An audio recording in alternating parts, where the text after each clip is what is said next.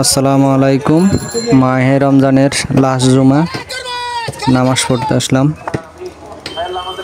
আর এদিকে হুজুরের দোয়া চলতে আছে, মুনাজাত। জুমার নামাজটা শেষ করলাম আর 25টি রমজান শেষ করলাম। দোয়া করি পুরো বিশ্বের মুসলমান যেন সম্পূর্ণ রোজা থাকতে পারে এবং কি ইবাদত করতে পারে। আর হলো ভিতরে মসজিদ, এটা দ্বিতীয় তলা।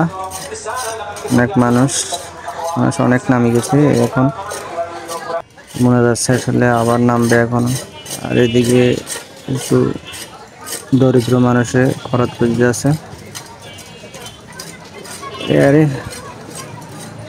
আর এদিকে দেখলাম যে তরমুজ কাটে কাটে বিক্রি করতে আছে। দেখেন একবারে লাল, প্রতি পিস 150 টাকা করে বিক্রি করতে আছে। মানুষও নিতে আছে, প্রতি পিস 150 টাকা করে। এই দেখেন না, এটা কাটি দাও, ওইটা কাটি দাও। আর এই জায়গায় টুপি বিক্রি করতে আছে।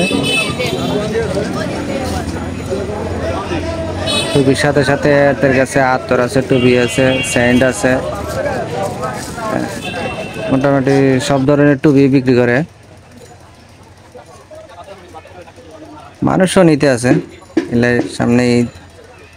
এরপরে হলো মসজিদের সামনের কিনার। আমি ওই টাইমে দোতলা ছিলাম, এখন নিচে আসি, দেখাইতে আসি, দেখুন। আর এই হলো আরেকটা তরমুজওয়ালা।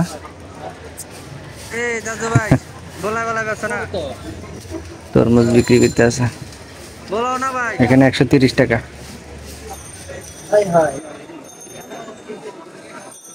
কত করে তরমুজ? 400। তাজু ভাই বলো না কত করি, বলো না।